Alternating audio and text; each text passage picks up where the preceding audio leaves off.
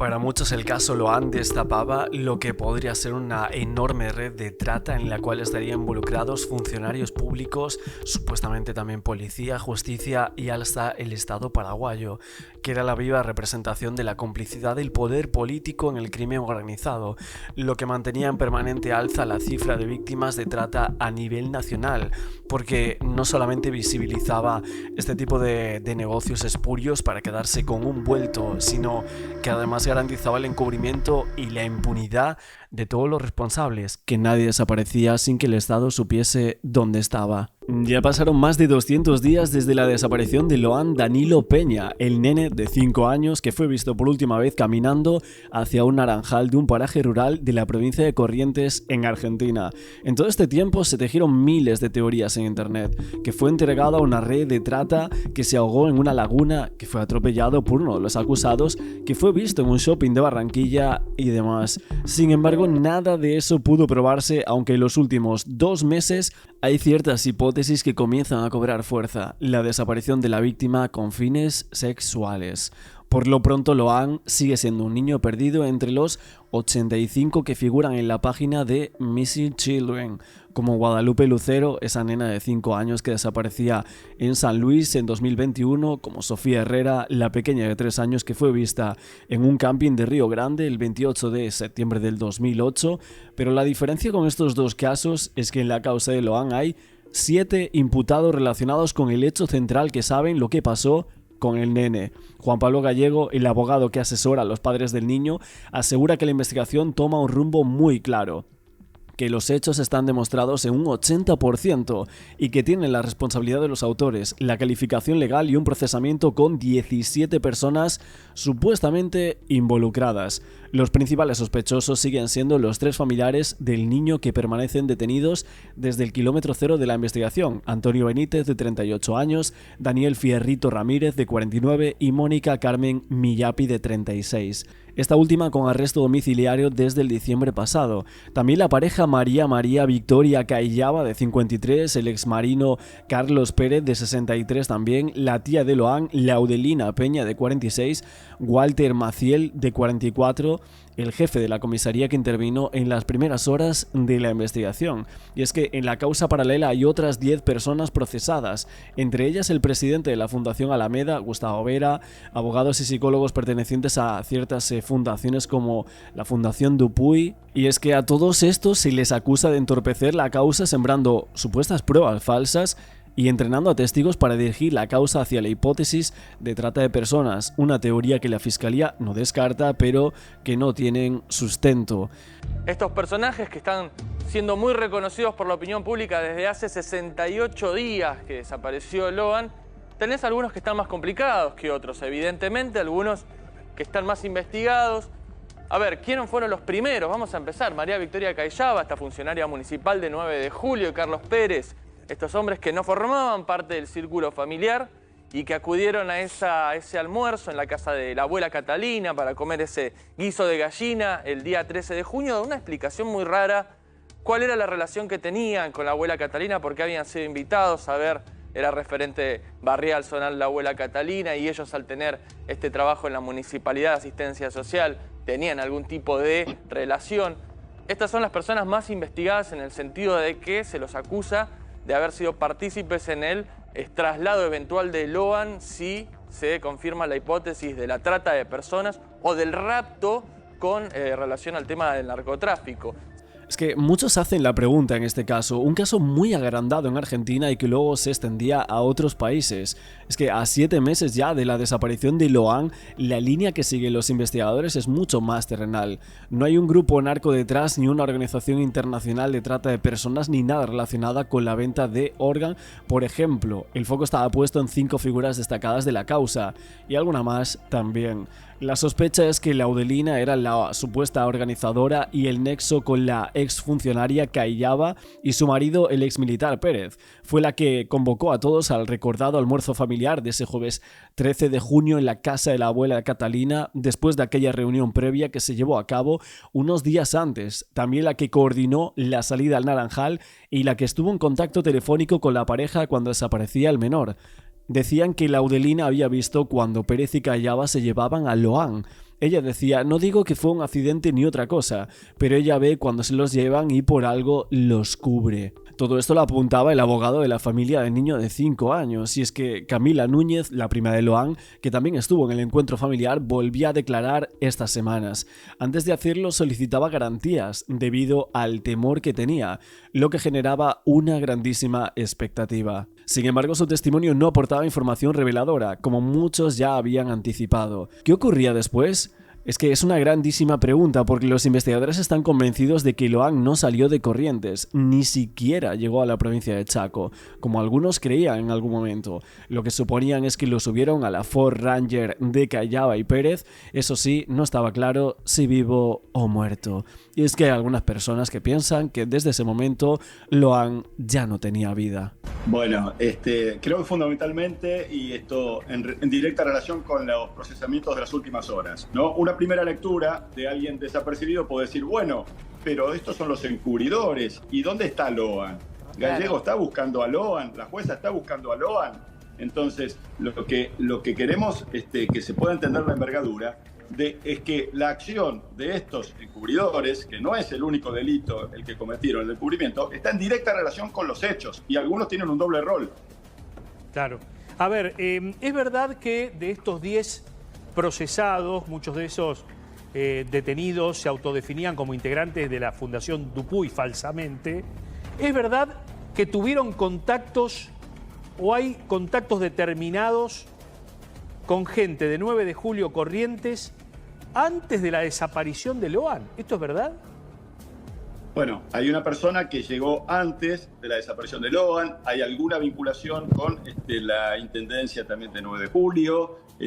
Bueno, luego pudimos determinar, escuchando al presidente de la Fundación, que al menos 3 de esas personas tenían contacto con él durante los procedimientos, lo cual permitió ir cerrando y viendo cómo montaron este encubrimiento y cómo se logró que ese encubrimiento persista hasta hoy, incorporando nuevos personajes para seguir obturando a los testigos. Entonces, esto es, digamos, por ahí has visto, Mariano, una resolución muy detallada de más de 500 hojas, donde la jueza ha prácticamente conectado todo. E insisto, no estamos ante los encubridores y faltan los autores. Acá se mezcla todo, y las personas que ya hoy están procesadas, algunas de ellas tienen relación directa con el hecho. A ver, y vamos han dirigido.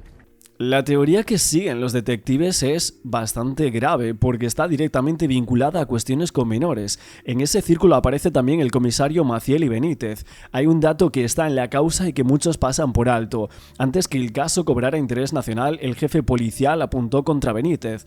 Le pidió que se bajara los pantalones para revisarle el nepe.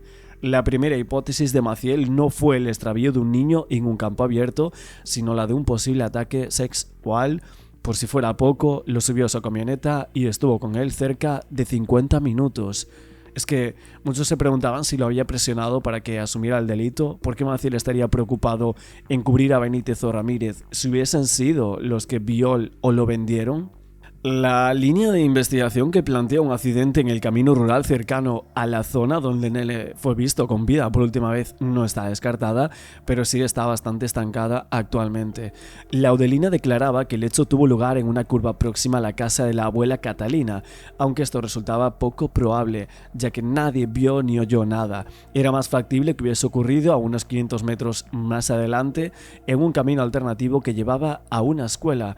En esta hipótesis vuelven a aparecer Callava y Pérez como motores de la trama. Si lo cargaron en la camioneta por temor a perder su reputación social y le salió mal. Lo que no cierra es que 7 meses después nadie confesase que Loan fue víctima de un simple accidente. Sabemos que el jueves 13 de junio Loan fue junto a su padre José Peña a almorzar a la casa de su abuela paterna Catalina Peña. Estaba ubicada en el paraje El Algarrobal, una zona rural, ese 9 de julio, de la provincia de Corrientes, y durante los primeros días de la búsqueda la única pista que se seguía fue la del menor que se había perdido luego de haber ido hasta un naranjo a buscar frutos junto a su tío Antonio Bernardino Benítez y un matrimonio amigo, Daniel Ramírez y Mónica Millapi, 3 adultos que participaban en la comida y que se encontraban detenidos con prisión preventiva acusados de abandono de persona, algo así como los que seguimos el caso de Liam Payne, que recordamos que también había pues algunos imputados que estaban acusados de abandono de persona como Rogelio Nores. Ahora que la causa está bajo la investigación de la Justicia Federal, los fiscales que la llevan adelante trabajan la hipótesis de que se trata de criminalidad organizada.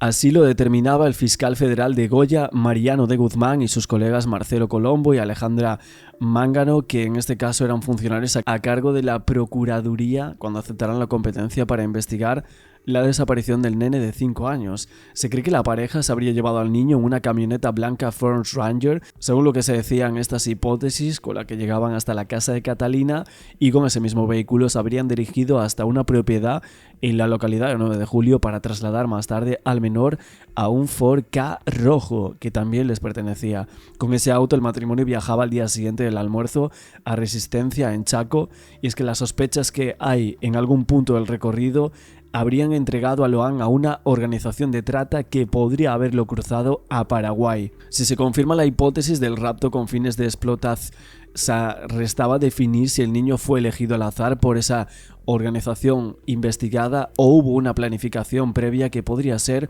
muy grave. De todos modos, aunque para la justicia hay pruebas de que Pérez y Callaba se llevaron al niño, aún no se puede determinar qué hicieron después de irse de las cercanías de la casa de la abuela de Lohan.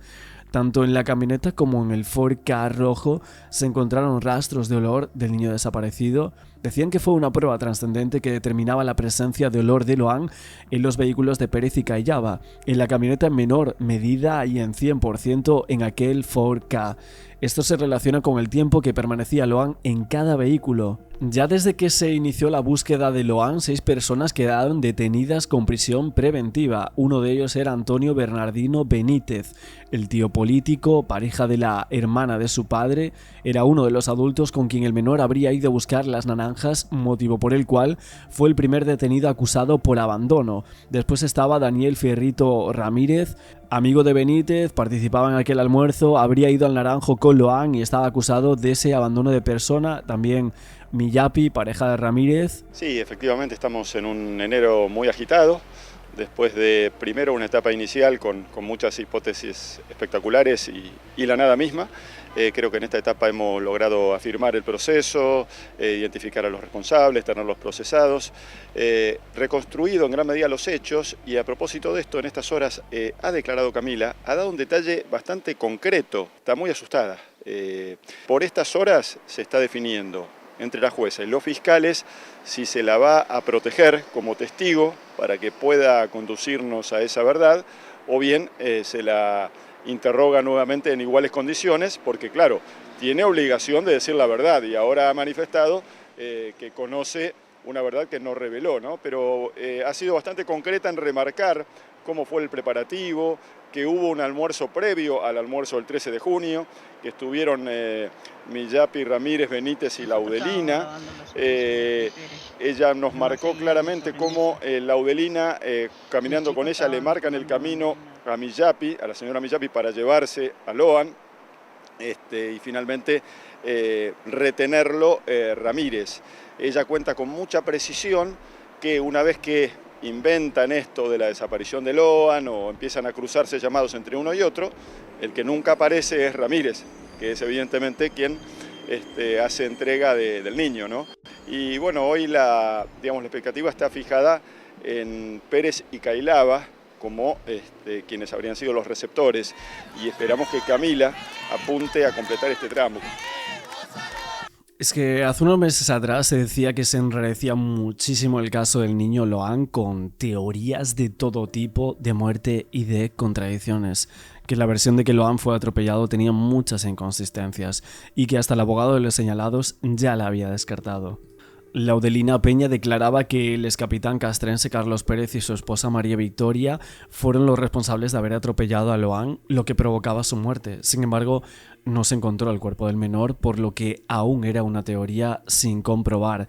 Al respecto, el director nacional de normativa y el enlace judicial del ministerio, Fernando Soto, informaban que llevaban a cabo los rastrillajes en un tiradero de basura para confirmar o descartar esas teorías hace unos meses. Decían que se tenía que acreditar esta hipótesis era correcta o cierta, que no bastaba la confesión, que el encubrimiento cuando había un delito más grave llegaba a 6 años de prisión y que el homicidio culposo cuando había abandono también llegaba a 6 años. No obstante, José, el hermano de Loan, estaba seguro que su tía Laudelina mentía y trataba de encubrir a los implicados en esa principal línea de investigación que apuntaba a que el niño era víctima de trata. Decía, si Laudelina quería declarar, ¿por qué esperó tanto? No lo explicó, es todo muy extraño. Lo anterior tomaba fuerza con lo declarado por Camila, la prima de Loan, luego de desmentir a Laudelina, quien dijo que fue testigo del atropello del niño por parte del matrimonio Cayaba Pérez y que todos habían olvidado dónde había quedado el cuerpo dado que estaban borrachos. En ese sentido, Camila indicaba que en el almuerzo solo hubo 2 botellas de vino para 8 adultos e incluso cuando todos salieron en busca del infante en un tramo de campo miró a María Victoria Cayaba con un raro comportamiento. Camila, la prima de Loan, decía Victoria no tomó alcohol ese día. Ella estaba normal, ella estaba nerviosa y caminaba de un lado para otro. Para muchos el caso Loan destapaba lo que podría ser una enorme red de trata en la cual estarían involucrados funcionarios públicos, supuestamente también policía, justicia y hasta el Estado paraguayo, que era la viva representación de la complicidad del poder político en el crimen organizado, lo que mantenía en permanente alza la cifra de víctimas de trata a nivel nacional, porque no solamente visibilizaba este tipo de negocios espurios para quedarse con un vuelto, sino que además garantizaba el encubrimiento y la impunidad de todos los responsables, que nadie desaparecía sin que el Estado supiese dónde estaba. Es verdad que Camila Núñez, la prima política de Loan Danilo Peña, apuntaba contra la tía Laudelina por el nene desaparecido hace ya más de 7 meses y la colocaba en un rol incluso de jefa. Es que la investigación por la desaparición de Loan no se detenía ni mucho menos y en últimas instancias declaraba Camila Núñez, la prima política del chico, si bien dejaba entrever que por miedo aún no revelaba todo lo que sabe del caso, pero apuntaba a una persona como principal responsable del hecho. Esta era Laudelina. Es que en el tramo final de una extensa declaración ante la jueza federal de Goya, esposa del sobrino del papá de Loan, José Peña, se mostraba temerosa de su declaración que se conociese a través de los medios y revelaba que conocía muchas otras cosas relacionadas con el caso que puso en vilo al país a mediados de junio. Camila no era una testigo más, decía que había participado del almuerzo en el paraje El Algarrobal en las horas previas a la desaparición de Loan.